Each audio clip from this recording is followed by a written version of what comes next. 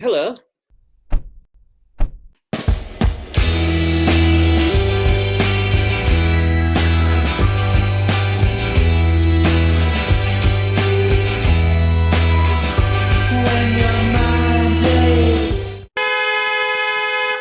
Good evening, Graham. Good evening, Anthony. Sorry, I am late. Rushing Yeah, over to the Chantry this evening. Obviously going through floodwater like Noah's Ark everywhere. Extraordinary. yeah. But still, it's a good Anyway, time let's. to therefore look back at the year if we're still around next week once the flooding has taken over the world. I don't think it was that bad, Charles. I mean, there were some bad patches, but and I did fall in the mud and then walk through a gigantic puddle like I was a 12-year-old schoolboy in his How did shorts you going to fall in the school. mud? Well, it was dark. It was peeing down. The water was running down the hill in big rivulets over wet leaves, and there was cars coming towards me, driving way too fast. And Mm. there was no way getting to the ticket machine without crossing the grass, really, or you could risk not getting hit by a car. So I went for the walking across the grass routine option, and sadly, the amount of water involved and the lack of grip in my shoes, I went flying through the air and then landed on the muddy grass. And I didn't injure myself, but my hands were covered in mud, my trousers, my jacket. Yeah. I had a real rigmarole try to the parking as well, and it was still peeing down the rain. And then having done all that safely without getting knocked by the cars, I then walked down the hill in the pavement to the Mm. Crown Hotel. And the puddle didn't look that big from a distance, but when I stood in it, I realized it was over my shoes. So I then I then turned up for this event at the Crown Hotel to represent the Harrogate Advertiser, covered in mud, Brilliant. with with shoes that squelched, like I was one of those bungling amateur local journalists who was in his early 20s, who would have been played by Gordon John. Was it again Gordon John Cleese? Gordon Sinclair Yeah, it was a real subtle or John might and have done it in romance. his younger. Yeah. Yeah, but Johnson, he wouldn't have cared because he likes looking scruffy. So he would have laughed the whole thing off like Good. a chump. Is what I felt like. Here's Chump Charmers. Yeah, So, Graham, exactly. Yeah, yeah, it's yeah. that you start looking back, which I'm almost reluctant to do, really. In that I can't believe it. Another year that's whizzed by far, far too quickly, and but nevertheless, so many things we've seen, so many things we've done, some of them together. Many a podcast we've chewed the fat over things, and it's come to that time of the year to look specifically at. Well, we're going to, I think, look at albums. We're going to look at film, and we're going to look at TV, and I'll touch on a couple of other areas I've enjoyed covering as well, of course, this year. Which would you like to start with? I'd like to start with interruption. You remember that musician William Doyle, who used to be called East East Youth? India. Mm, Yeah, whose album Total Strife Forever got nominated for Mercury Prize, it and he did. sort of combined sort of like a bit of an electronic dance edge with a bit of ambience with a bit of nice electronic pop, and then he stopped being East India Youth and went back to his own name of William Doyle, and then he got a bit more pretentious and got more ambient, but still very Mm. good. And I really liked his album Great Spans of Muddy Time that came out 2 years ago. He looks like this sort of chap who should really be a 1920s English poet rather than a musician. Well, Yeah. anyway, as you know, I like pretension and he's pretentious. But I was surprised by a tweet that William Doyle did last week. Oh. He actually tweeted this. He said, "Walking around Morrison's, listening to Vaughan Williams Symphony Number Two." I thought it doesn't get any more Swedish than that. I mean, No, even I don't walk around Morrison's listening to a blooming classical symphony. no. It just Williams like in his own world. I can't imagine listening to Vaughan Williams in Morrison's. Well, More they have reasons to shop musical. Morrison's. Do not in one's earphones. Vaughan Williams. Well, No, they have lots of pop music and rock music usually Morrison's, don't they? So they do. So maybe obliterate that and have something altogether more beautiful. possibly, who knows? He's an interesting, talented young man or youngish man. So I'm not going to Does knock him, he? but I Yeah, did find just it as a matter funny. of interest, does he do concerts? I've Oh, seen him okay. live. Yeah, Yeah, yeah, yeah, yeah. He's still within this sort of regular pop, you know, yeah, circuit. Really, he yeah. he hasn't deserted that entirely. No, No. He's just at the more sort of like fancy down end of it. Hmm. Excellent. Well, we look at. I'm not sure whether he's going to be in your list or not, because I think the album came out, was it last year, the one you mentioned? Did it have the word I think muddy in it's it, Graham? 21. What's that? It did have the word muddy in it, which you're very familiar with, muddiness now, of course, Oh having yeah, yeah. Yeah, disgraced don't yourself mention with mud. turning up as a chump at a public event. So, Graham, Don't mention mud, shall especially we at the go pop. with, what do you want to go with? Do you want to go with your albums first? Yeah, yeah. You do your top five first. Okay, so they're sort of in order, but they're sort of not in order. But Oh. if I start with the reissue of the year, and this, Hope we're not doing categories. This will go on forever. no, they're not. No, just that this is the only because I always like to look at, I tend to buy a lot of reissues, as you know, and this was impeccable. This is the death of Terry Hall, and so the Fun Boy 3 says on the tin, this one, the complete Fun Boy 3. It is absolutely everything they've done. So BBC sessions, alternative versions. It's utterly comprehensive, beautifully put together, nicely packaged. And Fun Boy 3 was pretty short-lived if you look at it, really. I mean, obviously, Terry continued to work with Linville. But in the breakup of the specials, the Fun Boy 3, I still think, have probably not been as appreciated as much as they could have done. And politically, Charles, politically very strong, but romantic too. Let's get to the point here. I mean, interesting band, Terry Hall. It's very 80s Fun Boy 3, mostly because it was in the 80s. So it doesn't get any more 80s than that. But how does it sound I don't now? see that as a limit. I don't see that as a limit.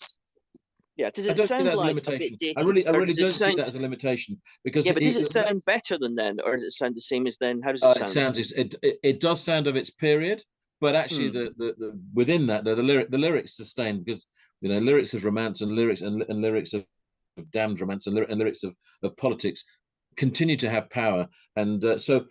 But obviously, you're right. The arrangements are very, very much of their era. But again, I don't have a problem with that if I'm living in the past a lot of the time. And it did strike me that one of the things I have to say this year is I have not discovered one new band that has excited me this year. Now, whether that's me, I mean, maybe that's a failing, and you can come and criticize me for that. But whereas discovering, I can beat you then. I know at least one new act that's that my lists are, then they are all bands that I've sort of loved for a long time. But there is significance in number 4, Everything But the Girl, Fuse. good. Their Really first, are. That's my God. yeah, but they're not though. You see, this is 24 years since their last album, but both Ben and Tracy have continued to make albums, and in Tracy's case, written books as well.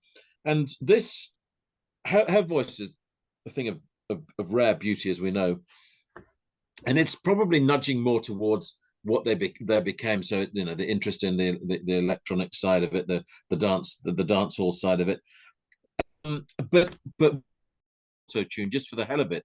So I loved that. I loved that album. I thought if you're going to come back, the tracks I heard were good. It sounds sophisticated and very mature, but basically high quality. It doesn't sound like of which the other album, by which I've not put in the list, but one could include in that, would be Lloyd Cole's On Pain album, which is exactly, again, he interestingly has done a lot of synthesizers now within that. Yeah. So now I know we've well, you were perhaps more dismissive of the Teenage Fan Club than me. I have ended up playing this album over and over. Nothing lasts forever, and I know what doesn't last forever. Obviously, if you like, is guitars that do rather more than just be gentle. But actually, if you, I mean, no one criticizes Squeeze for writing songs as they've grown older that address that. No one would criticize Paul Weller for doing that, and I'm not going to criticize Teenage Fan Club for doing that. It is looking at the state of affairs as they are now. I know, Graham, you feel it's a little bit slippers and pipish, their music now, but they still have craft, melody, and I think they get a sense of being older, which, I mean, I'm growing older. I think it's fine to have music that I love that reflects where I am, and this album does that.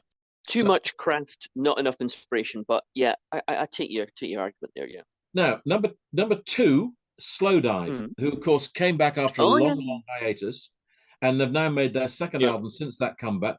First one since 2017. Everything Is Alive. Here they have again marshaled what they have always been very good at. Is atmosphere, atmospherics, and I mean, I know shoegazing got a bad press at the time, but again, I have loved the sound that they've created, and they've just honed it more and more and more, and you find yourself absorbed in the mood of that album beautifully across its time. There again, they tend to be longer songs, a little bit meandering or whatever, but there's always melody within them. And although it's fair to say the lyrics are not the clearest. I'm not suggesting mumbling, but they're not the clearest to hear. But to some extent, that Mumblecore. doesn't particularly matter. It's all about the mood. And if I sound Yeah. like I'm, winding down a little bit as a human being in my Yeah. 60s, I don't again have.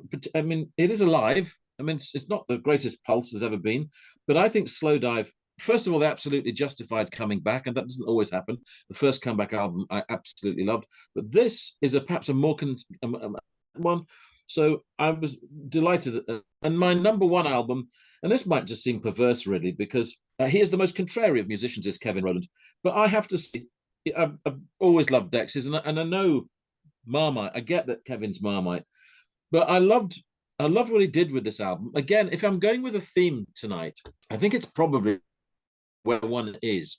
And Kevin here is looking in particular, it's called Feminine Divine, and it's changed in his attitude towards women and offering an apologia in the first part of the album. And then the second, it's utter praise for women, which he thinks is greater Yeah. than men, basically. Although I think when we discussed the concert where one track where he kind of handed the microphone over, as it were, not literally but metaphorically, to the woman on the stage to do her bit for just explaining why women are fantastic, but he continued to then sort of rather dominate the stage, which is with Kevin, so slightly Well, it's going much against the point he was trying to it's make. much easier to like say these things as a matter of theory than to actually live your life on that basis. You, do you think musicians? I mean, yes, because I mean, you can write a book that would do the same thing. I mean, yes, actually, how you then perform might be different to the thesis, as it Yep. were, that you come up with, and it is Well, very much a thesis of an album. John Lennon sang, Imagine No Possessions, but he and Yeah, Yoko made sure they were wealthy people because they absolutely. looked Yeah, after their real estate and yeah, their yeah. finances really well. And by the time he was murdered in 1980, a wealthy man. And I'm Mm, not saying he didn't believe what he wrote, he did, but mm. it's one thing saying I don't believe possessions, another thing actually giving away all your possessions. Absolutely. So I've gone with Dex as the album that I played the most this year. Loved the concert at York Barbican, and again, a musician who, well, he disappears and then he comes back. He thinks things through. The changes that he does, it doesn't all work. Not everything. The things within what he says doesn't always make complete and utter sense, or doesn't always completely work. But I love the fact that He's the Nigel Farage of pop. no, oh, oh. That's that's a terrible line. Imagine being Do you want to, compared do to you want to Nigel withdraw Farage. that one? Awful. I'm not so sure I like that one, but I mean, it's the sort of thing that anyway, Kevin would say.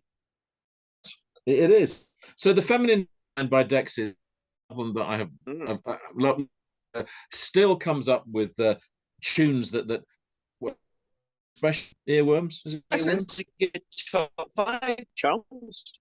Yeah. So I just can only apologize really for Terrible word. a little bit my age.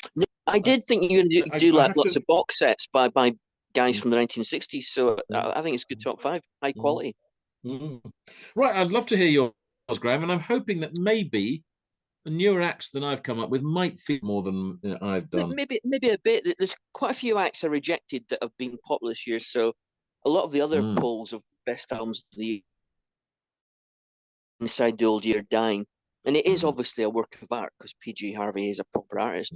But it's a bit of a hard listen. So even though it's quality, I don't want it. Lankum have done really well. The Irish sort of modern. So why have they done so well, Graham?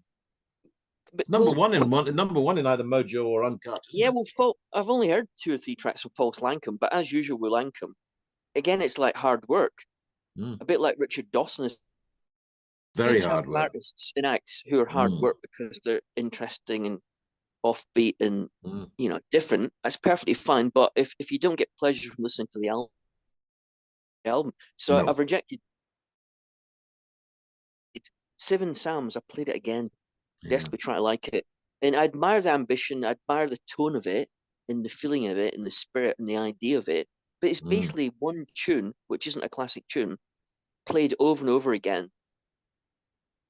And played very well. It's very, very in a sort of semi-acoustic fashion. Lots of atmosphere, but it's one average tune that goes on for 33 minutes. So I can't have that in my top five. No. Lana Del Rey tried desperately to like, did you know there's a tunnel under Ocean Boulevard? And it has got some great tracks, a title Sunday track. Sunday Times album of the year. It sticks in your brain as a title track, but the rest of it, there's a couple of hip hop tracks. There's a sort of like indie track, but all the rest are Lana Del Rey's usual shtick of heavily emotional, doom-laden ballads on the piano. And once you hear the opening piano, that's it for the whole song. And once you hear Lana Del voice starting song, that's the tone for the whole song.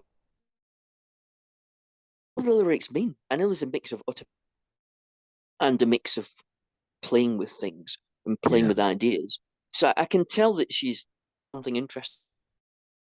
Kendrick Lamar, there's something interesting going on, but it all seems heavily, confusingly autobiographical, but with no great purpose. But when you listen to the original self-indulgent songwriters of the 60s and 70s, like John Lennon or Elton John or Leonard Cohen or Joni Mitchell, who were autobiographical, they put their own lives and their own feelings within the construct of a well-arranged song with peaks and troughs and with ideas that weren't just going, woe is me. And the trouble with Lana Del Rey is that it all starts with Coldplay and Snow Patrol. the monotone, woe is me, so sensitive, and it's also emotional. And there's no point to it. It doesn't reach a destination. You don't learn anything by listening to it. You just bathe yourself. You wallow in misery. So I had to reject Lana Del Rey. So she's playing, Graham, next summer at. She's been announced for Leeds Festival. Well, so yeah, I'm going to go and see her. I was going to say, because actually that's going to be interesting how it transfers. I mean, she keeps producing albums. She's not really sort of turns up every so often. She's doing year after year of albums. So it'll be interesting to see what she chooses to play in Leeds and how she presents them. She's clearly talented and interesting, but I don't have to like it, and I don't like it that much. But I want to see her live because I would like to be persuaded that I'm wrong. If I go and see her live at Leeds Festival and she's actually amazing live, I'll think, wow, I was totally wrong. She's great. And I think it's really good that she's the headliner at Leeds. I think that's a Liam Gallagher, rather obvious to have him. But anyway, that's for another day. Right, so Graham, these are what you've rejected. I'm going to make one prediction. I'm going to make one. Blur will be in there. Blur will be in there. Over to you, Graham. Yeah, so Hamish Hawk's number 5 with Angel Numbers, which is follow-up to Heavy Elevator. And this was almost his breakthrough album, but it didn't get American Prize nomination. He hasn't suddenly become a bestseller. It doesn't appear in lots of other people's top 50 albums of the year. No, he's not, has he? But Hamish Hawk, who's a sort of like upmarket Scottish version of Morrissey, but better than that sounds, full of like fizz and great use of English language and great melodies and enjoyable to listen to, but always interesting. And I just find him way better. People who I think he's almost, although he's slightly eccentric, he's almost too normal now to be respected now by the world. If you're not a billion streamed, you have to be a bit weird and preferably a bit depressing. Yeah, that's what seems to get you kudos. And Hamish Hawk is actually entertaining. So, entertaining. Nobody wants entertaining anymore. Anyway, that's number 5. Number 4, they get better and better. They managed to take classic English guitar-based pop rock songs and imbue them with like a really natural, quiet sophistication, which never overstays its welcome, and it's just quietly classy the whole time. What's the album called, Graham? Sea of Mirrors. Very good album indeed. So this is the choral, and sorry, because the line was slightly unclear there, wasn't it? Not the choral. How long have they been going now? Pardon? Oh, yeah. How long have the choral been going? Since the late 90s. Yeah. Do you reckon they're really at a peak at this point? That this is a band who've continued over the years to improve and improve and improve? Well, they started off very well. The first couple of albums were big Yes. hits, Mm. and then they got interesting, but stopped having such quite big hits. And then they kept to be interesting without really hitting any peaks. And then suddenly the last 2-3 albums, it's like they've learned a lot and come back and refined what they could already do into an even better version of it. It's very rare for a band to, but they have. Number 3. Number 3, Graham. Young Fathers, Heavy Heavy. Yes. They are a completely strange band. They've got melodies, they've got some pop ideas in there. They've got bits of rap and hip hop in there somewhere as well. They've got bits of electronica. But the end result is dominated by the drums and by the call and response vocals. And I've never seen them live, but Young Fathers who are from Edinburgh, it's like a tribal, and you can't quite work out where they're coming from because they're quite thoughtful, intelligent, arty guys, but the music they make is very emotional and very powerful. So I've never got to the bottom of Young Fathers, and Heavy Heavy is probably the best album I've done so far. Yeah. And number two, Blur, The Ballad of Darren. So this is to call it a comeback album is a bit cheesy, but they came back and played gigs at was it Wembley? Was it Wembley they played? I think. Yeah, it was. Yeah. And that obviously coincided with the new album. And this is an album that's basically been appearing in all lists. I wonder what marks this album out as maybe better than previous time they returned. First of all, melodies. Each of the songs has got a very good melody and is a very written song. The other thing is emotion. I don't know what's happened to Damon Albarn, but he seems to have had an emotional epiphany. He's always been a bit of a... He's always seemed to be quite cynical. And this album's full of heart. He hasn't lost his intelligence, but he seems to have gained a heart. And it's quite an emotional album. It's like it not only like presses the right buttons in terms of like indie guitar pop and ballads and being enjoyable to listen to. It's also quite affecting. It sort of moves you. And Blur, and I like Blur a lot in the 1990s. I saw them a lot of times. They didn't move me. You didn't buy a Blur album to be moved. That's not what Blur did. And the Ballad of Darren is moving. It's a moving album. So I at first I thought it wasn't that great. And when I played it last week again, I thought, this is as good as anything did in the 1990s. Back 20 years later and do something as good as what you used, not better. So it's quite extraordinary. I mean, you would not call this a pop album, would you? I mean, it is not pop anymore. It has got one out-and-out pop tracks on the limited edition version of it. One of the two extra tracks, well, one's a fantastic ballad, gorgeous, heartbreaking ballad. But the other song, which might have helped album, actually, I would have taken off one of the slower tracks and banged on the other pop tune.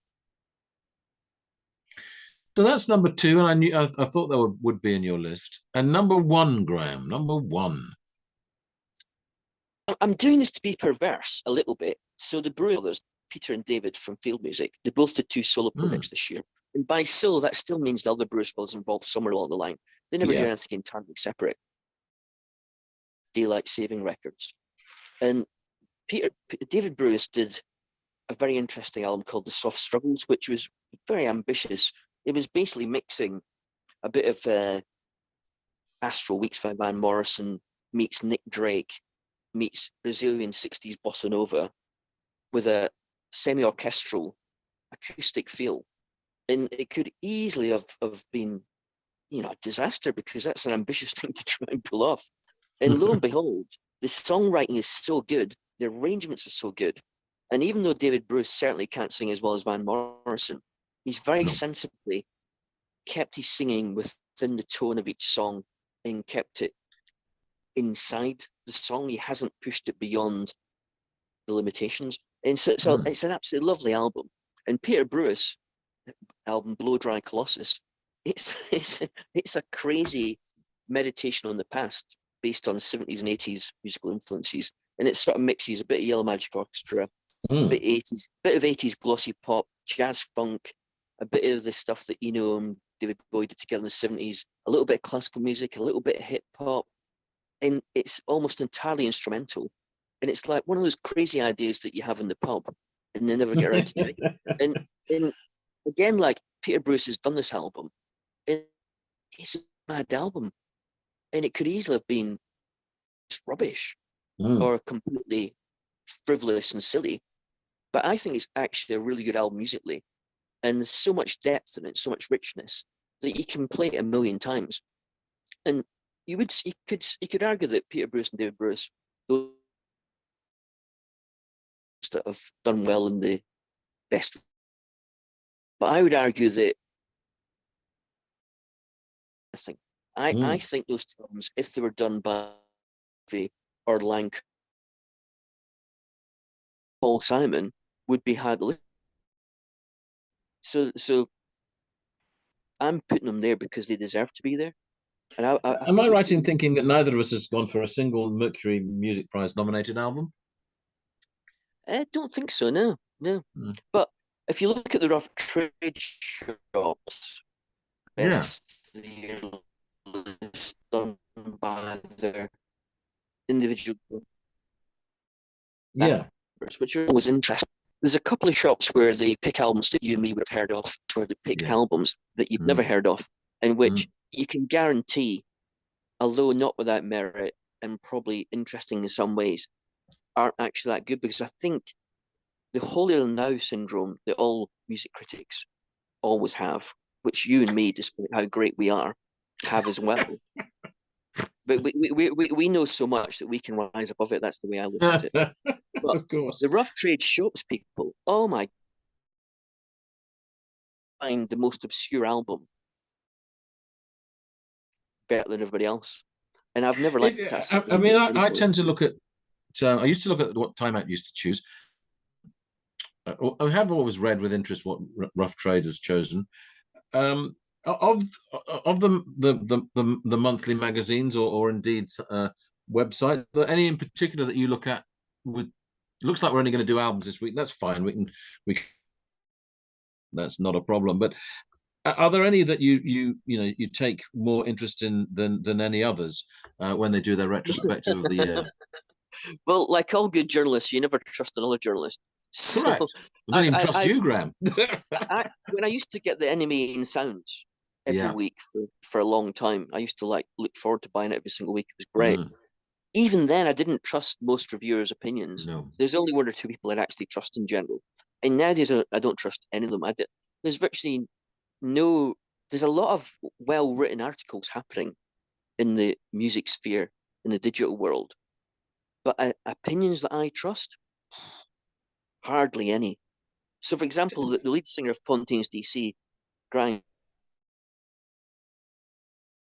which is fairly folky, but unlike Lankum, is actually very good songs that you want to listen to. If Grind Chatton wasn't already well known and Fontaines DC weren't already regarded by the world of rough trade shops as being a big band, that would be on people's lists because it's really good. But because there's not, they're not going to impress any of their mates by going, oh yes, I really like the guy from Fontaines DC's album, because everybody goes, oh, Fontaines DC, yeah, we know them, yeah. It's like old news. So it's the perpetual news that happens when it comes to music reviewing. So what you're basically saying, Graham, is trust our lists and nobody else's.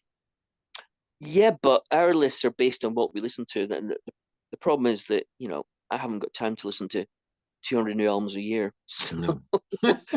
I don't pretend to be an expert on three, but of 20, 30 that I have knowledge of, I'm pretty sure that my top 5's good. Well, Graham, next week we will return to doing best of. Next week, just to trail it, we're going to do best films of the year, television programs of the year, and maybe because I do think it'd be nice just to have maybe just talk through a few gigs of the year, maybe an exhibition of the year as well. Maybe a book.